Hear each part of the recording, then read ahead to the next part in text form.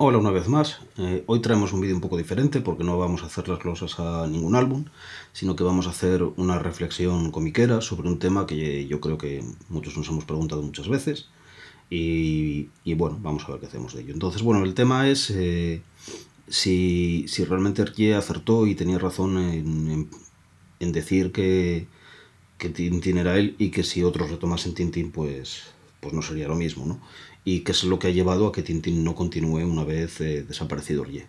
Entonces quiero empezar por dar las gracias a Mark de Tintín Corner, primero porque hizo un vídeo que es lo que a mí me animó a retomar este tema que ya había tratado anteriormente en Twitter, bajo otro punto de vista distinto.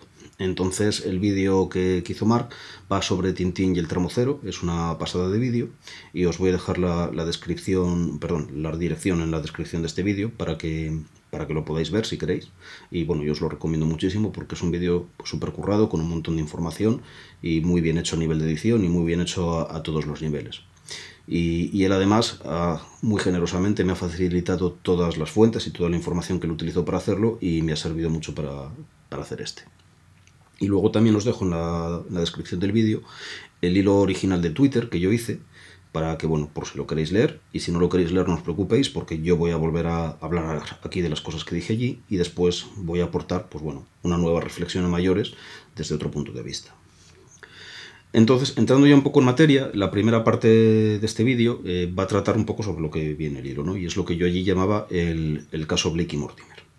Entonces, bueno, para saber de qué vamos a hablar, lo primero sería ver qué dijo Hergé al respecto de todo esto, que es algo que tenéis en este libro, que se llama Conversaciones con Hergé, de Numa Sadul, que bueno, que es una serie de entrevistas que Numa Sadul realizó con Hergé, ¿no? Entonces, mirad, aquí lo tengo buscado, y vamos a leer qué es lo que dijo realmente Hergé de todo esto, y qué se deriva de ello, ¿no? Entonces, hay un momento en el que Sadul le pregunta, ¿el trabajo podría hacerse sin usted? O sea, el trabajo de crear a Tintín se refiere. Y él dice, ¿sin mí? Pues bien, sinceramente le digo que no lo creo. Ciertamente, hay muchísimas cosas que mis colaboradores pueden hacerlas sin mí, y probablemente mucho mejor que yo. Pero hacer vivir a Tintín, hacer vivir a Haddock, a Silvestre Tornasol, a Hernández y Fernández y todos los demás, creo que soy el único que puede hacerlo. Tintín, como todos los demás, soy yo. Exactamente como Flaubert decía. Madame Bovary soy yo. Son mis ojos, mis sentidos, mis pulmones, mis tripas. Creo que soy el único que puede animarle, en el sentido de darle un alma. Es una obra personal, lo mismo que la obra de un pintor o de un novelista. No es ninguna industria. Si otros continuasen Tintín, quizá lo hiciesen mejor o quizá no tanto. Pero una cosa es cierta, lo harían de otra manera. Y por lo mismo, ya no sería Tintín. Pues esto es lo que dijo Hergé, y bueno, es la principal razón de que las aventuras no hayan continuado. Entonces, dado que Jacobs no dijo nada semejante y no veía en principio con malos ojos que continuase Blake y Mortimer después de él, pues vamos a ver si realmente Blake y Mortimer de otros autores son Blake y Mortimer o son otra cosa distinta. Entonces vamos a ver algunos aspectos de todo esto. Lo primero tiene que ver con aquello que decía Hergé de esto no es una industria. Blake y Mortimer hoy ciertamente sí es una industria o forma parte de una industria. Entonces pasan cosas como que la editorial Dargaud se plantea sacar un álbum cada año, ¿no? Sabéis todos que hacer un cómic es una cosa pues, muy laboriosa, y dibujar un cómic de 56 páginas, que es lo que suelen tener los Blake y Mortimer, unos un poco más, otros un poco menos, pero por ahí andan, es realmente un trabajo pues muy laborioso. Entonces, cuando los plazos se apuran, sí que se han dado ciertas ocasiones en las que ha habido bajones de calidad. Esto, por ejemplo, es evidente sobre todo en la Onda Septimus, en la cual, pues bueno, los dibujos sobre todo de las últimas planchas, los primeros son realmente una maravilla, porque Antoine Oven se encargaba de los personajes, ayudado de los fondos por Etienne Schroeder.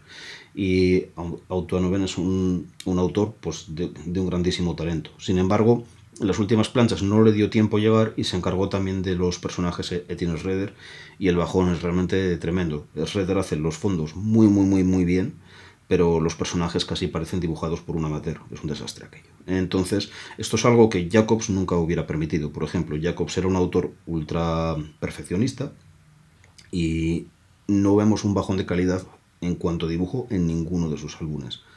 Hoy día Dorgout está tratando de poner solución a esto y lo que ha hecho es, bueno, tener varios equipos de dibujantes y guionistas trabajando en paralelo, cosa que por cierto nunca hubiese podido pasar en la época de Jacobs, porque en la época de Jacobs, aunque tuvo colaboradores, pero quien estaba al mando era él. Y esto, bueno, trabajado de una manera similar a Ye. Es verdad que en casi todos los álbumes era él, pero bueno, en algunos sí contó con algún colaborador, como Gerald Forton, ¿no? Entonces, como veis, esto ya es una diferencia, pues bueno, bastante importante. Además, incluso aunque Jacobs en su momento sí que le apuraban con los plazos, como era él quien lo hacía, pues al final él tenía, vamos a decir, que podía tener más margen de negociación. Al fin y al cabo, sin él no había Blake y Mortimer. Cosa que ahora, pues nada, pues realmente un dibujante se puede sustituir por otro, llegado el caso, o sea, como habíamos comentado, ¿no? Esto, digamos, en lo que es los aspectos más de producción, pero luego vamos a hablar de aspectos más estéticos. Cuando alguien continúa una serie de otro autor, pues va a haber cambios inevitables y luego va a haber también algunos rasgos que se refuerzan para mantener la identidad de la serie, ¿no? Vamos a empezar viendo estos primeros. Por ejemplo, toda serie es hija de su época y hay ciertas cosas que en la época igual estaban vigentes y que ahora no lo están tanto. Por ejemplo, en el caso de Blake y Mortimer sí que es bastante común que se trate el temor a un holocausto nuclear. Pensad que es una serie que se desarrolla principalmente bueno, principalmente no, se desarrolla en la época de la Guerra Fría. Entonces el temor a que realmente hubiese un holocausto nuclear estaba muy presente en la sociedad y, por ejemplo, algunos continuadores sí que han pretendido tratar otra vez el tema, o que este tema vuelva a aparecer, aunque sea más de refilón, si queréis, en sus álbumes. Es el caso de La extraña cita, en el cual pues, Ted Benoit y Jan Van Ham pues, introducen este tema una vez. Pero claro, cuando sale La extraña cita, esto lo vemos más como una cita estilística casi a Jacobs que como una preocupación acuciante en sí. Pensad que estamos hablando de un álbum que sale el año 2000. Y en el año 2000, pues bueno, no es que este temor hubiese desaparecido del todo, ¿no? Porque, bueno, esto siempre puede pasar, incluso ahora mismo, pero vamos a decir que la probabilidad de que esto suceda no la vemos tan alta como se podía ver en la época de Jacobs. Vamos, pero ni mucho menos. Aunque, oye, quién sabe, pero esperemos que no, ¿verdad? Bueno, yendo un poco con esto, pues como veis, bueno, ahí os pongo la otra viñeta que os pongo de Jacobs, que es bastante parecida, es de la trampa diabólica, y cuando se hizo la trampa diabólica, como os decía, pues sí, esto estaba presente, ¿no? Luego también otra cosa que se hace, que ya hemos comentado algunas cosas en nuestras glosas, son las citas explícitas a viñetas. Mirad esta que tenéis aquí, por ejemplo, pues como veis la de la izquierda es del secreto del espadón, la de la derecha es el caso Francis Blake y como veis son los dos mismos personajes, en las mismas actitudes, incluso con un juego de sombra similar. Entonces, de alguna manera, el lector cuando ve esto tiene la sensación de que está en casa, ¿no? De que esto sigue siendo de verdad Blake y Mortimer. Entonces esto refuerza un poco la identidad de la serie. Claro, Jacobs no hace estas cosas, no hace este tipo de autocitas, ¿no? No tendría sentido que el propio autor lo hiciera. Entonces, en ese sentido, lo que sí que tenemos, y ahí sí que notamos un cambio, es que en Jacobs todo es nuevo, y en el caso de los continuadores, pues algunas cosas sí y otras no, como podéis ver aquí, ¿no? Después hay cambios que son inevitables y que tienen muchas veces que ver con el cambio de mentalidad de la época y muchas veces son cambios que, bueno, que son cambios para bien porque, oye, quieras que no, la sociedad va avanzando y hay cosas bueno, que el punto de vista cambia, incluso positivamente. Pero aunque los cambios sean positivos, lo que me interesa es que siguen siendo cambios. Por ejemplo, aquí tenemos el papel de las mujeres, ¿no? En Jacobs, si tenéis en cuenta lo que es el secreto del espadón, pues realmente ni siquiera aparecen mujeres. Es el álbum que en este sentido es como más radical y nos habla de esta época en la que él trabajaba, que era una época en muchos aspectos, pues bueno, mucho más machista que la época actual, ¿no? Después es verdad que poco a poco en los álbumes de él sí que van apareciendo más mujeres, ¿no? Pero casi siempre tienen un papel secundario o de figurantes. Esto no sucede ya con los continuadores, donde sí que hay mujeres que prácticamente coprotagonizan álbumes con Blake y Mortimer. Hay más ejemplos, yo aquí os he puesto dos. Uno es el de Virginia Campbell, que es esta mujer que trabaja para el MI5, en el caso Francis Blake. Y ahí tenéis en la otra viñeta pues a Jesse Wingo, que es agente del FBI. Y como veis son mujeres resueltas y de armas tomar y vamos, y tan aventureras como los propios Blake y Mortimer, ¿no? Entonces esto es un cambio importante en este sentido, ¿no? Después, otro aspecto también, que también cambia, y también podemos decir que es un cambio positivo, pero cambio al fin y al cabo, es el tratamiento de ciertos temas como es el colonialismo. Si cogéis, por ejemplo, esta viñeta que tenéis aquí a la izquierda, estas dos viñetas, veis que, bueno, que Mortimer trata a Nasir con un poco de chulería y como si fuese un simple criado, ¿no? Sin embargo, ya veis en la otra viñeta que está al lado, que es de los sarcófagos del sexto continente, la cosa ha cambiado mucho, ¿no? O sea, ya lo tratan como un igual. Cosa que tiene además más sentido porque ha sido un antiguo compañero de armas, como ahí pone, y bueno, es más lógico, ¿no? Entonces, como veis, ese sesgo colonialista, pues bueno, se va reduciendo, ¿no? Entonces, pues como veis, al final sí que podemos decir que casi... Ah, bueno, y hay una cosa que me dejaba, efectivamente. Hay alguna... Esto no es incluido viñetas porque vamos a hablar de ello próximamente, pero hay ciertos cambios también en cómo se tratan los personajes. Por ejemplo, hay una cosa que dice Jan Van Ham, que dice que Blake y Mortimer es un monumento que hay que abordar con respeto. Jan Van Ham es guionista de algunos títulos de la serie, algunos de los que proceden viñetas que hemos visto aquí, ¿no? Y realmente la sensación es que Jacobs no se tomaba tan en serio a sí mismo y de hecho, pues bueno, si leéis los álbumes de Jacobs veréis que especialmente con los villanos, Jacobs se permite un cierto humor socarrón con ellos. Hay una viñeta en la que incluso pone a Sark y a ver Blancanieves y los siete enanitos. Lo dicho, tiene un cierto, incluso en el lenguaje que ellos tienen y cómo se tratan unos a otros, que no vemos tanto en las continuaciones. Entonces podemos ver que, bueno, que Jacobs al fin y al cabo no se tomaba tan en serio como le han tomado después. Jacobs no se veía a sí mismo como un monumento. Evidentemente, ¿no?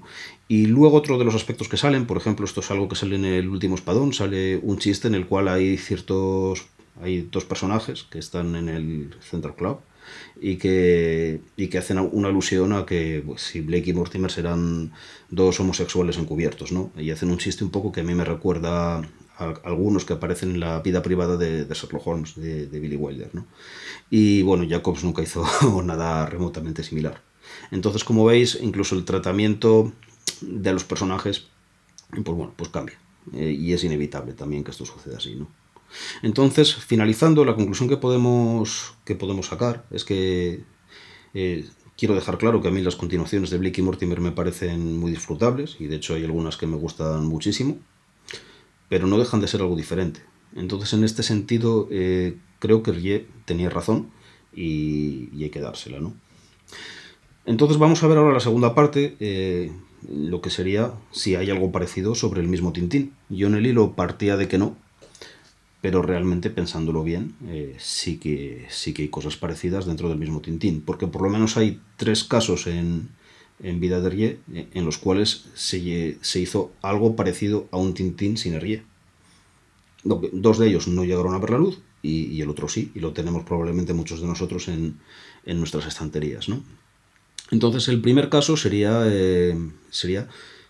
Objetivo la Luna.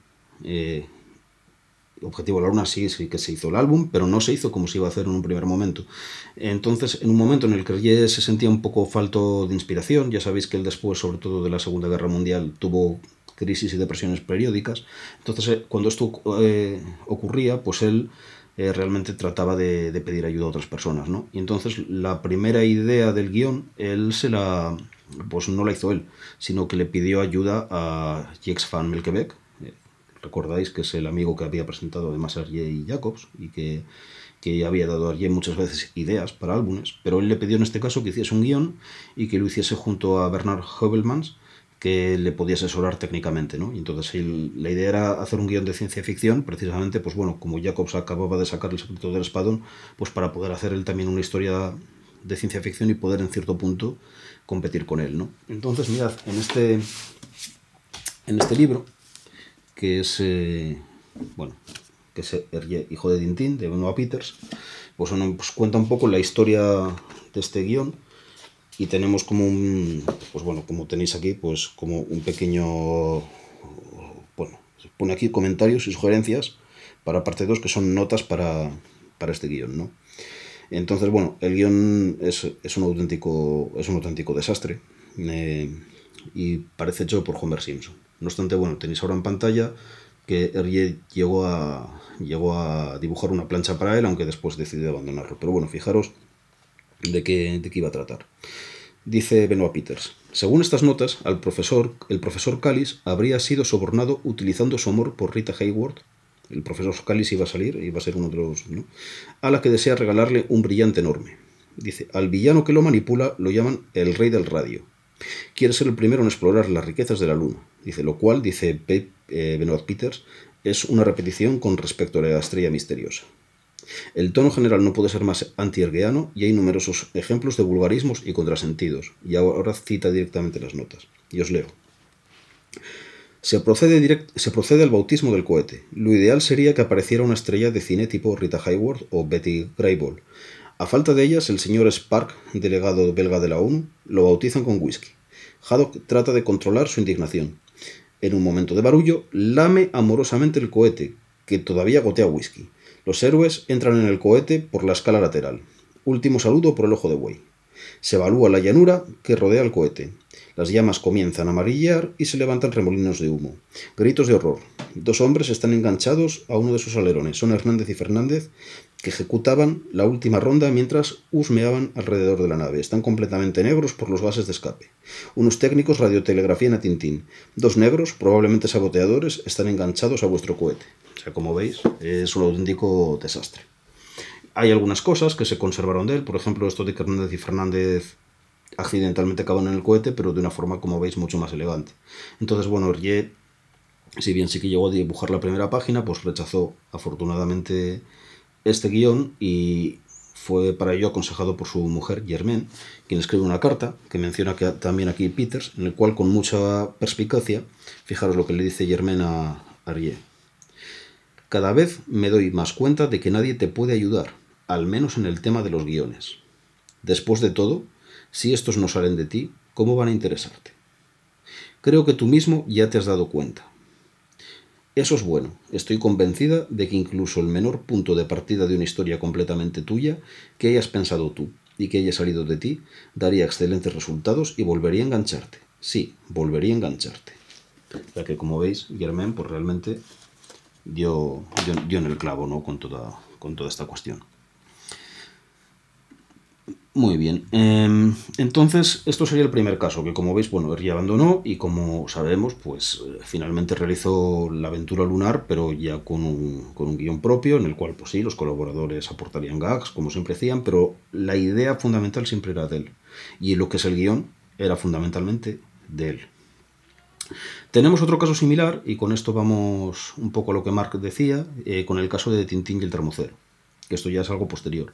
Nuevamente en una situación análoga, después de haber hecho Tintín en el Tíbet, Hergé se sentía cansado, se encontraba sin inspiración, y entonces, pues bueno, lo que hizo fue recurrir a Greg, que bueno, es el creador de Aquiles Talón, y bueno, todo esto os lo cuenta mucho mejor Marc en su vídeo, y entonces le pide que, sobre un punto de partida siquiera de Hergé, pero bueno, le pide que cree él una historia.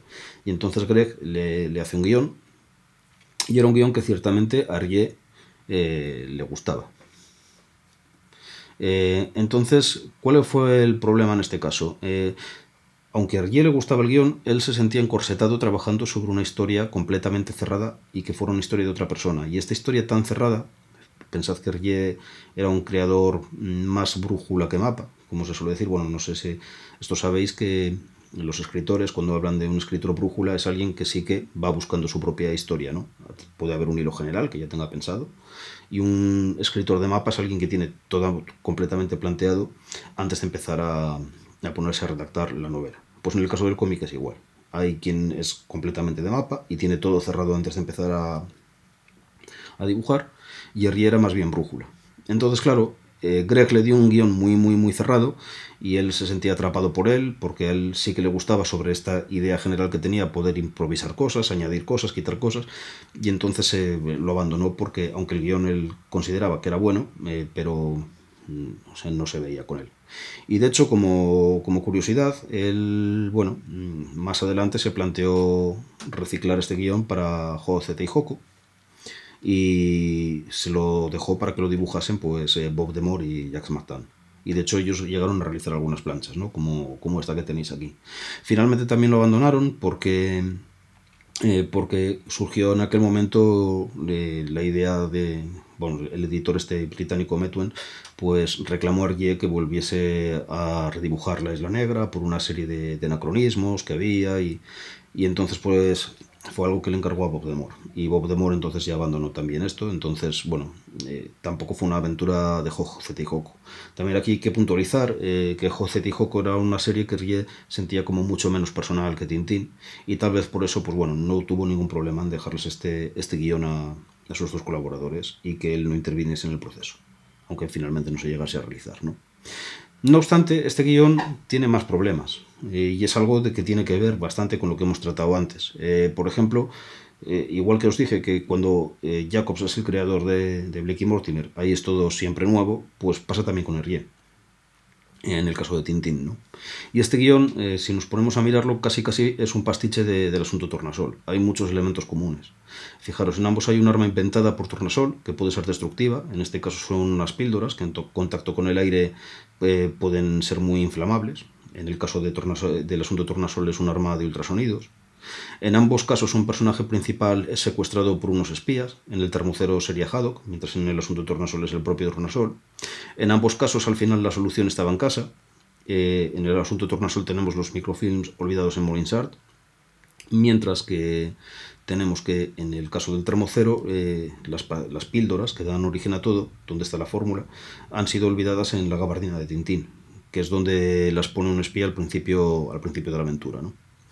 Y incluso también podemos decir que, si bien los microfilms estaban al final en el asunto Tornasol en Molinsart, y por lo tanto daba igual que, o sea, los espías no tenían opción a encontrarlos, en este caso las pastillas, aunque las hubiesen encontrado los espías, hubiese dado igual, porque Tornasol descubre al final que había cometido un error y faltaba un ingrediente sin el cual la mezcla era inofensiva. Entonces, claro, como veis, son muchos elementos comunes, ¿no? Entonces, realmente es un poco más de lo mismo. O sea, sin Hergé, como veis, Tintín o se parece demasiado, o si cambiamos cosas no se parecería nada. Entonces estamos un poco ante lo mismo, ¿no?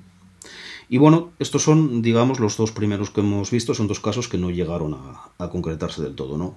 Sabéis que, bueno, que del Termocero Hergé llega a dibujar 8 planchas y después lo abandona, y del otro, como habíamos visto, había dibujado una. Tenemos un tercer caso, y este caso es el que os digo que sí que probablemente muchos de vosotros, y yo también, lo tenemos en nuestras estanterías, que es el caso de Tintín y el lago de los tiburones.